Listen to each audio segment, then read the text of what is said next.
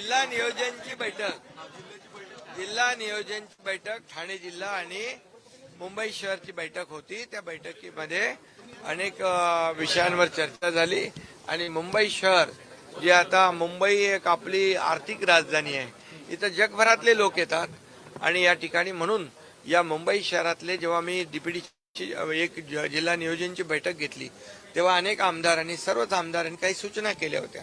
त्या सूचनांप्रमाणे मुंबईतली हॉस्पिटल असतील, मुंबईतली उद्यानं असतील, मुंबईतले रस्ते असतील, त्याचबरोबर जे नवीन काही आपले प्रकल्प आहेत या संदर्भ कोळीवाडे आहेत, कोळीवाड्यांचं डेव्हलपमेंट आहे आणि त्याचबरोबर आपले किल्ले आहेत काही मुंबईमध्ये, त्याचं रिस्टोरेशन झालं पाहिजे, हॉस्पिटलमध्ये सुविधा मिळाल्या पाहिजे, क्वालिटी सुविधा मिळाल्या पाहिजे आणि काही इक्विपमेंटची आवश्यकता आहे।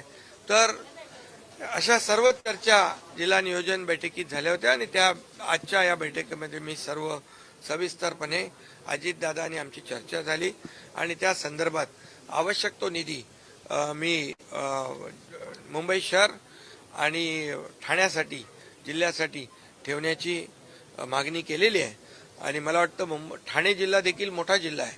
18 आमदार प्लस विधानसभा 3-4 विधान परिषदचे आमदार, खासदार आणि एकंदरीत सगळ्यात मोठा जिल्हा असलेला म्हणजे विभाजन पालघरचं व्हायच्या आधी 24 आमदार असलेला त्या भागात देखील अनेक जे प्रकल्प आहेत, आरोग्य सुविधा आहे, शैक्षणिक सुविधा आहेत, म्हणजे मॉडेल स्कूल असेल, त्याचबरोबर स्मार्ट PSC असेल, याचं अपग्रेडेशन झालं पाहिजे आणि काही आपले पर्यटन क्षेत्र आहेत, पर्यटन स्थळं आहेत, त्याचं डेव्हलपमेंट झालं पाहिजे।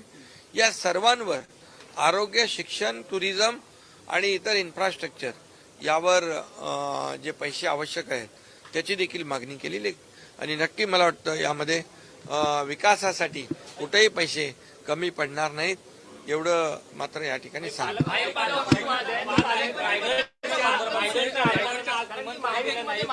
आज पालकमंत्र्याची बैठक नव्हती।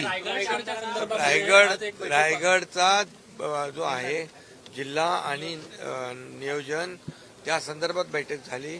पालकमंत्र्याचा वाद देखील लवकर मिळेल।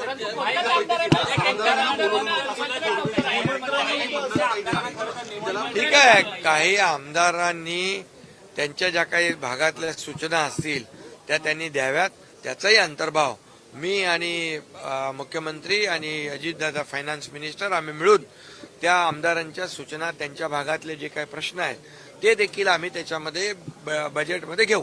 शहाजीराजेंच्या स्मृतीस्थळाची दुरावस्था कर्नाटकात झालेली आहे, तुम्ही कसं बघताय, काय नेमकं लोक आक्रमक झालेले आहेत? त्यामध्ये शासन पूर्णपणे शासनाची जबाबदारी आहे।